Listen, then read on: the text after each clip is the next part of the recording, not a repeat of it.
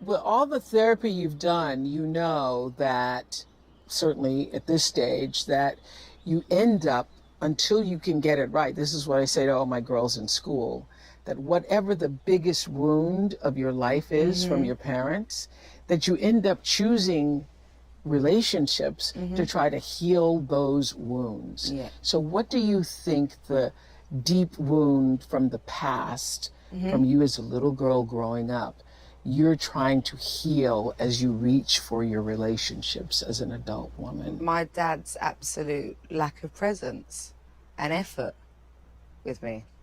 But, you know, as I got older, I definitely understood that it was the alcohol. It wasn't a choice that he was necessarily making in himself, that he didn't want to But when you're step little, up for me. you When don't you're know little, that. you don't know, especially when he's like, I'm drinking juice. Yes. So I'm like, oh, well, I'll drink juice. Like, you know, you don't know the sort of effects of it. But yeah, like when someone that you love so much, and the more that you feel like they don't love you, you love them even more. Like, I was definitely always trying to fill that void, but at the same time, I would expect it to hurt at some point, so I would hurt them first. You know, not in a malicious way. It wasn't malicious. It was just like, I had absolutely zero expectations of anybody, because I learned not to Because you've have them been for my let down dad. so many times. Yeah, so by having, you know, zero expectations, I wouldn't arrive for them either. Like, you know, and I would feed off this energy. So they'd be like, well, why would I go beyond and make that effort with you when A, you don't seem to want me to, and B, you're not doing it, like, you know? So it was definitely that. And then during the you know, the sort of the last 2-3 years of my life, my dad got really sick, and it was interesting that happened just after having left my marriage, when I'd already made the conscious decision to get to know myself and figure some things out. And not that long ago, it was back in April, when my dad died and we had our peace together.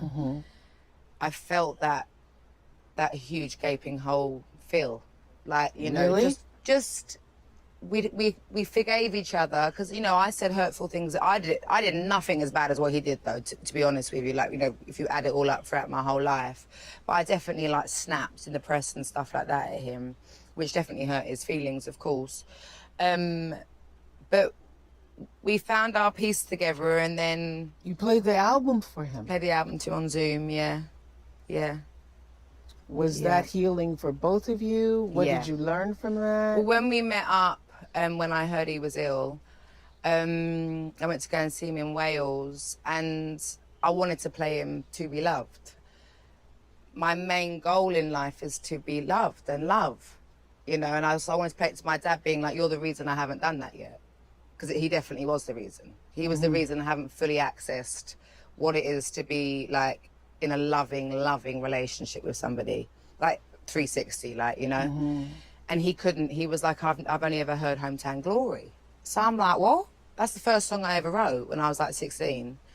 And he was like, it's too painful, like, you know. He's never heard anything He other than never Hometown? listened. He would switch it off, and he never ever played any of my other music, he said.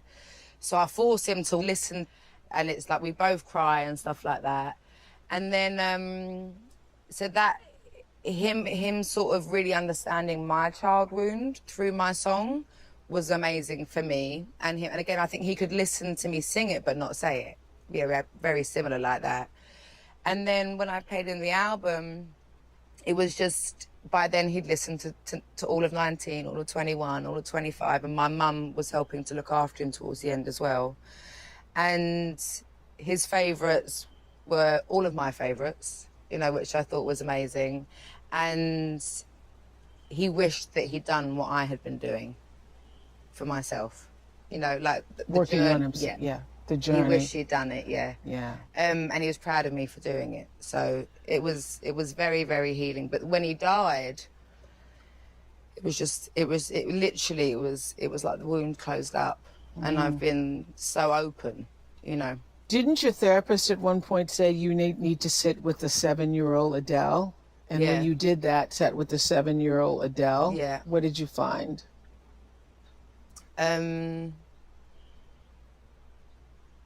Very sad little girl. No, you're trying to make me cry. No, I'm not. No, I'm not. No, yeah, it was. She was sad, but also, you know, she was willing to get out and run. Look at what she did. Look at what she did. I said I weren't staying there. Yeah. I said that when I was little. Look at what she did. I was like, I'm not staying here. This is not what this life is. I've been in the wrong place. I've been sent to the wrong place.